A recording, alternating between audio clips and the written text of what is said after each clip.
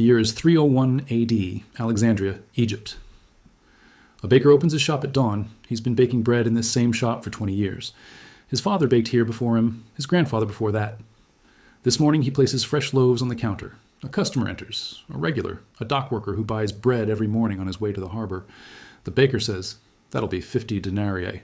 The dockworker stares at him. Yesterday, the same loaf cost 25 denarii. The day before, 15. 50 denarii for one loaf. The baker shrugs. Wheat costs more, the coins are worth less. What can I do? The dockworker reaches into his purse. He pulls out silver coins, Roman denarii, the currency that's been used across the empire for over 400 years. But these coins don't look like silver anymore. They're dull, almost gray. Some have a brownish tint. He counts out 50 coins. The baker weighs them in his hand, then bites one. The metal is soft, too soft. These aren't real denarii, the baker says. They're from the mint, the dockworker protests. Official imperial coins. Look, Emperor Diocletian's face is right there. The baker sighs. The emperor's face doesn't make them silver. He accepts the coins anyway. What choice does he have? It's the only money anyone has anymore. This scene is happening across the Roman Empire in 301 AD. Not just in Alexandria, in Rome, in Antioch, in Londinium. In every city, every town, every village from Britain to Syria. The denarius, Rome's currency for 4 centuries, has become worthless. A coin that once contained 95% pure silver now contains less than 5%. Some coins have no silver at all, just bronze with a thin silver wash that rubs off in your hand. Prices are rising every single day.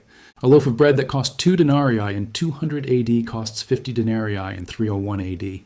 That's a 2,400% increase in 100 years. The Roman economy is collapsing, and the collapse started with a decision made by one emperor exactly 100 years earlier. Let me take you back. The year is 193 AD, Rome. Emperor Pertinax has just been assassinated after ruling for only 86 days. The Praetorian Guard, Rome's elite soldiers who are supposed to protect the emperor, murdered him because he tried to impose discipline and cut their pay. Now the Praetorian Guard does something unprecedented, something shocking, something that reveals just how broken Rome's system has become. They auction off the position of emperor. Yes, you heard that right. The Roman Empire, the greatest military power on earth, an empire that controls the Mediterranean, Europe, North Africa, and the Middle East, is being sold to the highest bidder. 2 wealthy senators compete in the auction, Didius Julianus and Sulpicianus. They stand outside the Praetorian camp, shouting bids through the gate. Sulpicianus offers 20,000 sesterces per soldier. That's 5,000 denarii per man. There are 10,000 Praetorian guards. That's 50 million denarii total. Didius Julianus counters 25,000 sesterces per soldier, 62.5 million denarii. Sulpicianus can't match it. Didius Julianus wins. The Praetorian Guard opens the gates, proclaims Didius Julianus emperor, and marches him to the Senate. The Senate has no choice but to confirm him. The man who paid the most is now emperor of Rome. Didius Julianus rules for 66 days. Then he's murdered.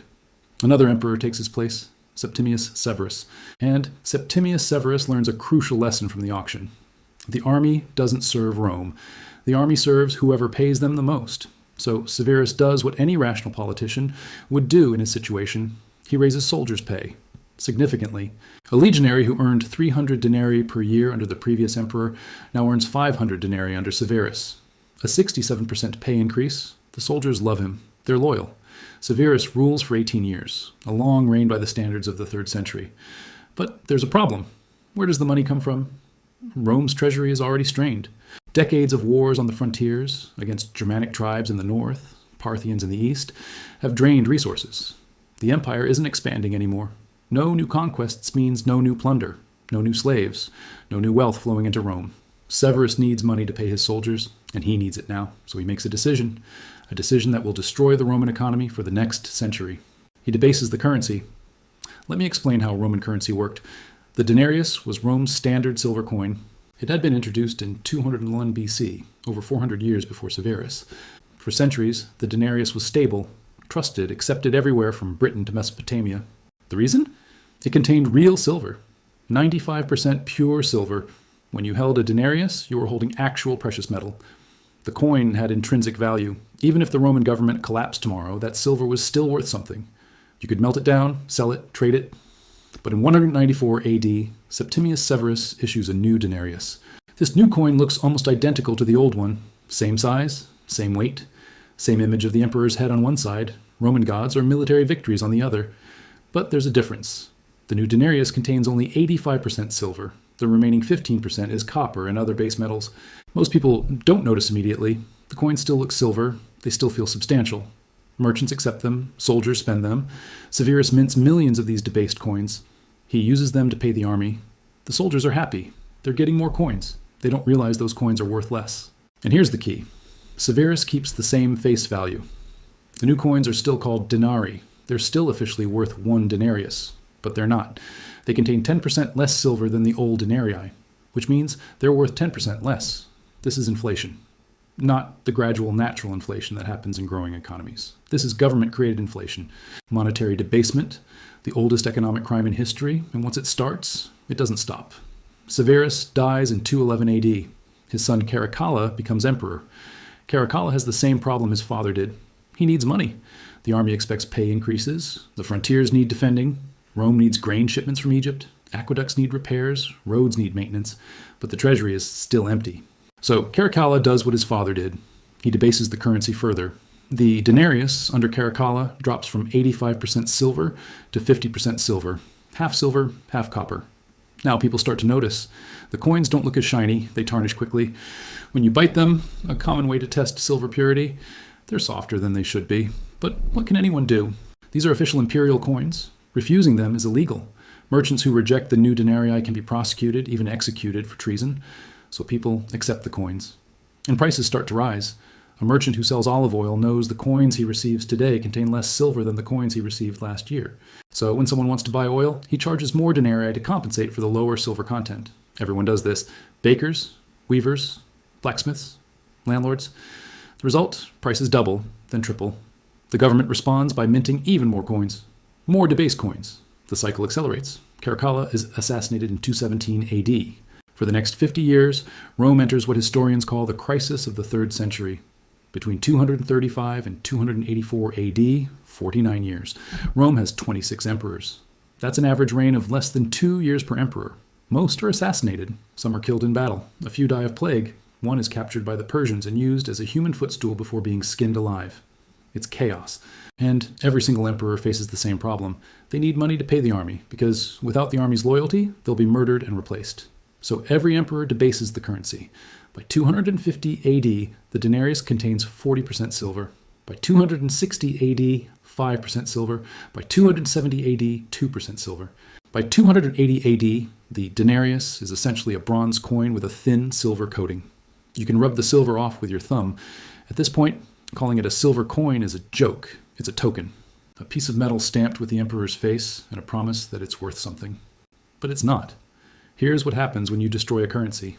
First, people lose trust in money. If you know the coins in your hand will be worth less tomorrow, you spend them immediately. Why save? Why invest? This creates a hoarding mentality, but not hoarding of money. Hoarding of goods. People buy grain, olive oil, cloth, anything tangible that holds value. Because things don't lose value the way coins do. Second, trade breaks down. Merchants refuse to accept payment in debased coins. Instead, they demand barter. I'll give you 10 amphorae of wine, but only if you give me 20 sacks of wheat in return. I don't want your worthless denarii. In some provinces, people start using foreign currency, Persian coins, Germanic coins, anything but Roman denarii. Third, the government loses revenue. Rome's taxes are calculated in denarii. A landowner who owes 1,000 denarii in taxes can pay with 1,000 debased coins that contain almost no silver. The government receives the coins, but they're worthless. The emperor can't use them to buy grain or pay soldiers. So the government responds by demanding taxes in kind instead of in coin. We don't want your denarii. We want actual grain, actual olive oil, actual horses. This is the end of a monetary economy. This is regression to a barter system. Fourth, the wealthy protect themselves. Rich Romans stop keeping their wealth in denarii. Instead, they buy land, farmland, villas, estates, real assets that can't be debased. The middle class, merchants, shopkeepers, artisans, are destroyed. Their savings, accumulated over decades, become worthless almost overnight. The poor suffer most of all. A laborer who earns 5 denarii per day in 200 AD can buy food for his family. That same laborer, earning 50 denarii per day in 280 AD, starves. Because bread that cost 2 denarii in 200 AD costs 40 denarii in 280 AD. Wages rise, but prices rise faster. This is the death spiral of inflation. Let me give you specific numbers.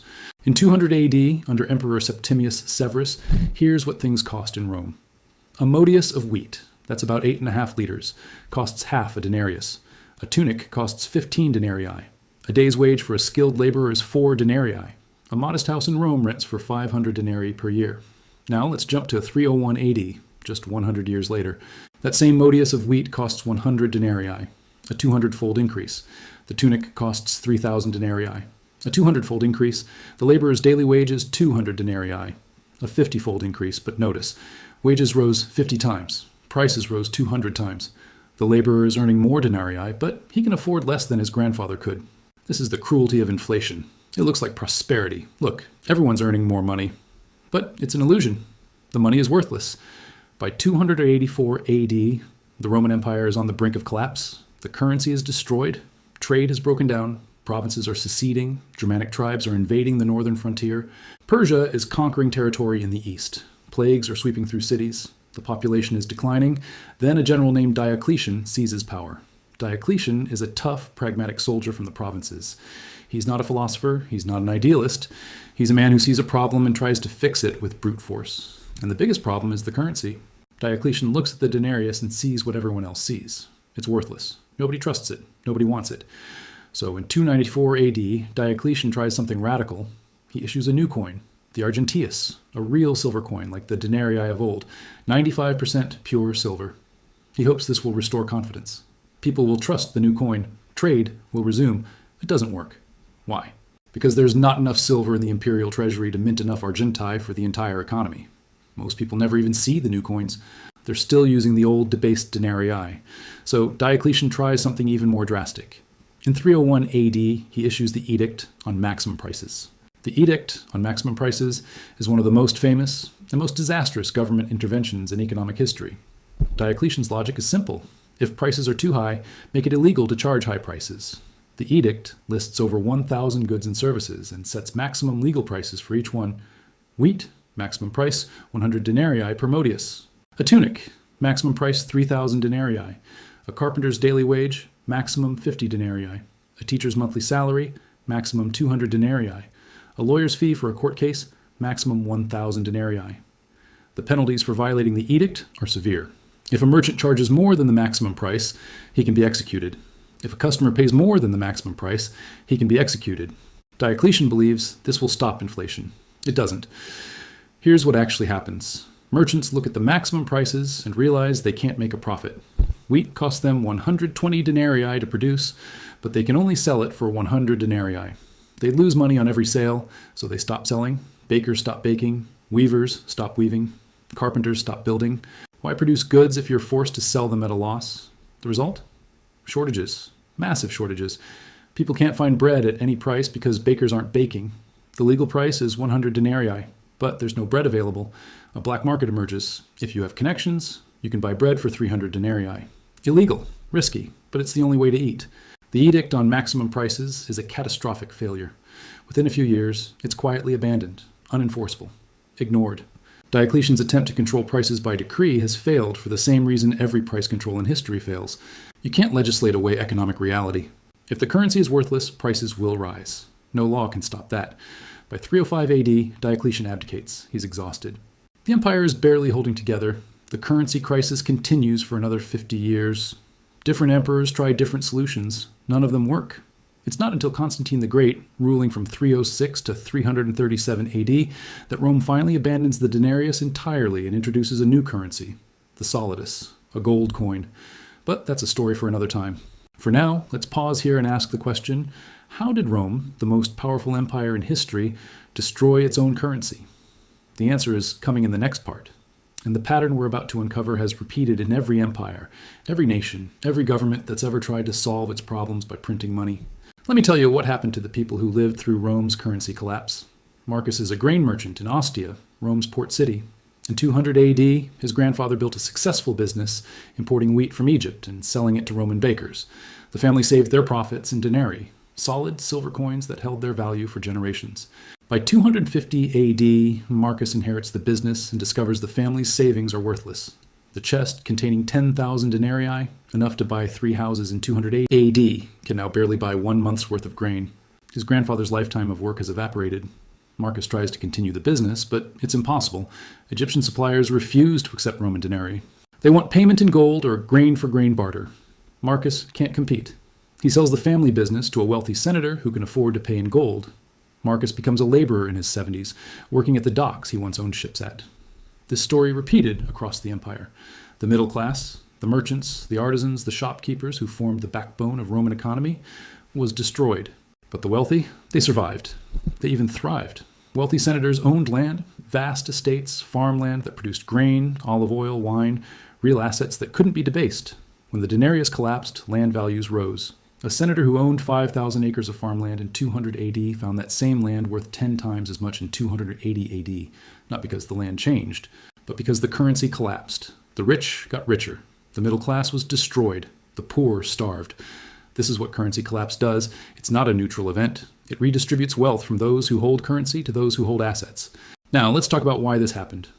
Rome's currency crisis wasn't an accident. It wasn't a natural disaster. It was a choice. A series of choices made by emperors who faced an impossible problem. The problem was this: Rome's government spending exceeded its revenue. In 200 AD, the Roman army consisted of roughly 300,000 soldiers stationed across the empire. From Britain to Syria, from the Rhine to the Sahara, Roman legions defended the borders. Paying these soldiers was Rome's single largest expense. And every emperor knew, if you don't pay the army kills you and finds an emperor who will. So emperors had three options. Option 1, raise taxes. But Roman taxes were already high. Increasing them further would trigger revolts. Several emperors tried this. It ended badly. Option 2, cut spending. Stop paying soldiers. Reduce the army. Let the frontiers collapse. But this was political suicide. Germanic tribes and Persians were constantly probing Rome's borders. Reducing the army meant inviting invasion. Option 3, debase the currency. Reduce the silver content of denarii, mint more coins, and use those coins to pay the army. Every emperor chose option 3. Why? Because it's the easiest option politically. It's invisible. It's slow. Most people don't immediately notice that coins contain less silver. By the time they figure it out, the emperor has already paid his soldiers and secured his power. Raising taxes is visible. People riot. Cutting the army is visible. Soldiers mutiny. But debasing the currency, that's quiet, subtle. The damage takes years to become obvious. By the time prices explode and the economy collapses, the emperor who started the debasement is long dead. This is the fundamental problem with fiat currency and monetary debasement. It allows governments to spend money they don't have by stealing value from everyone who holds the currency. Think about it this way. In 200 AD, a Roman soldier earns 300 denarii per year. Those denarii are 95% silver. The soldier saves 100 denarii. He's essentially saving 100 units of silver. In 250 AD, after decades of debasement, that same soldier's grandson earns 500 denarii per year. Sounds like he's earning more, right? But those 500 denarii are only 40% silver, so he's actually earning 200 units of silver, less than his grandfather. Meanwhile, the soldier's savings from 200 AD, still sitting in a jar buried under his house, those 100 denarii are now accepted at face value but contain 95 units of silver in a world where coins officially contain 40 units of silver. The old coins are worth more, but the law says all denarii are equal. So the soldier's grandson can only spend those old coins at face value, even though they contain twice as much silver. The government has effectively stolen 55 units of silver from the soldier's family by changing the definition of what a denarius is. This is theft. Legal theft, government-sanctioned theft. But theft nonetheless. Now let's talk about the pattern. Rome isn't the only empire to destroy its currency. It's not even the first. Ancient Athens debased its silver drachma during the Peloponnesian War in the 5th century BC. They lost the war. China's Tang dynasty debased its currency in the 9th century AD. The dynasty collapsed. The Byzantine Empire debased the gold solidus in the 11th century. They never recovered their former power. Medieval European kingdoms repeatedly debased their currencies during wars. It always ended the same way: inflation, economic collapse, and political instability. The pattern is identical every single time. Step 1. Government faces financial crisis, usually war, sometimes corruption or overspending. Step 2. Government can't or won't raise taxes or cut spending. Step 3. Government debases currency, reduces precious metal content or prints more paper money or adds zeros to bank accounts. Step 4. Initial euphoria, more money in circulation. People feel richer, soldiers are paid, government projects continue. Step 5. Inflation begins. Prices start rising, slowly at first, then faster. Step 6. People lose trust in currency. They hoard goods, they use barter, they demand payment in foreign currency or precious metals. Step 7. Government tries to control prices by decree. It never works. Step 8. Economic collapse. Trade breaks down, middle class destroyed. Wealthy survive by holding real assets. Step 9. Government eventually abandons debased currency and introduces new currency, usually backed by gold or silver. Step 10. Repeat in 200 years. This pattern has played out dozens of times in history, and it's playing out right now in the 21st century. Let me show you the modern parallels. In 1971, United States President Richard Nixon ended the gold standard. Before 1971, the US dollar was backed by gold. You could, in theory, exchange your dollars for gold at a fixed rate. After 1971, the dollar became pure fiat currency, not backed by gold, not backed by silver, backed only by the government's promise that it has value. Since 1971, the US government has increased the money supply by over 2,000%. In 1971, there were $300 billion in circulation. Today, there are over $20 trillion. That's not economic growth, that's monetary expansion. Printing money, and the result, inflation. A house that cost $25,000 in 1971 costs $400,000 today. A car that cost $3,000 in 1971 costs $40,000 today. Wages have increased too, but not as fast as prices.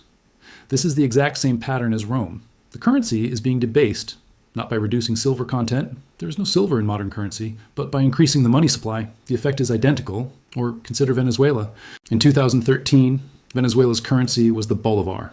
$1 US equaled 10 bolivars.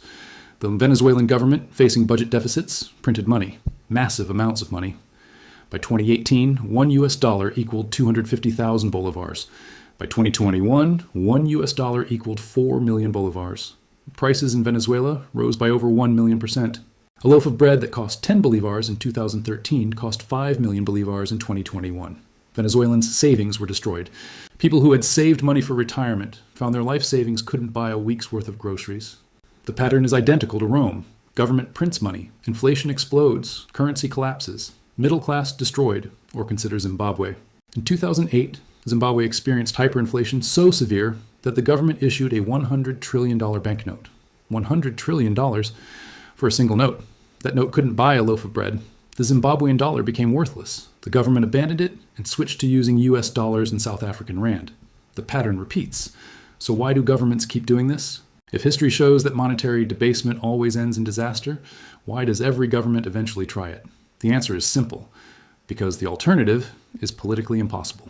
Imagine you're an emperor in 250 AD, or a president in 2020. You face a budget crisis. You need money. Option 1, raise taxes. But your citizens are already angry. Raising taxes might trigger riots, protests, or revolutions. You might lose power. Option 2, cut spending. But every spending program has a constituency. Cut military spending, the generals turn against you. Cut welfare, the poor riot. Cut infrastructure, the economy suffers. Option 3, print money, expand the money supply, debase the currency. Nobody notices immediately. You solve your short-term problem. By the time inflation hits, you might be out of office. It's the next guy's problem. Option 3 is always the most tempting. And most governments eventually choose it. The problem is kicked down the road, until it can't be kicked anymore, until the currency collapses, until the empire falls. Rome's story has one more chapter. In 312 AD, Constantine becomes emperor. He sees the ruins of the denarius and makes a radical decision. He abandons silver entirely. Constantine introduces a new currency, the solidus, a gold coin, pure gold, 4.5 grams of gold per coin. And here's the crucial part. Constantine doesn't debase the solidus, neither do his successors. For the next 700 years, the Byzantine solidus remains stable. Same weight, same purity, 4.5 grams of gold. For 7 centuries, the solidus is the most trusted currency in Europe, the Mediterranean, and the Middle East. Merchants in China accept it. Vikings hoard it. Arabs trade it. Why? Because it holds its value. Because it can't be debased. The solidus proves something important. Sound money is possible. Stable currency is possible. But it requires discipline. It requires emperors and governments to accept limits on their spending. Rome in 200 AD didn't have that discipline. Emperors spent more than they had. They paid for it by destroying the currency. The Byzantine Empire learned the lesson. They created a currency that lasted 700 years. The lesson of Rome is simple but brutal. Sound money requires discipline. Governments must spend only what they can collect in taxes. They must resist the temptation to print money or debase currency. When governments violate this principle, when they print money to solve short-term problems, the long-term consequence is always the same. Inflation, economic collapse, the destruction of the middle class. Rome learned this lesson the hard way. The question for us, living in 2026, is this. Have we learned it? Or are we repeating Rome's mistake right now in slow motion, believing somehow that this time will be different? The pattern says it won't be. History says it never is. The denarius fell from 95% silver to 0% in 100 years. How long until our currencies follow the same path? The answer might be closer than we think.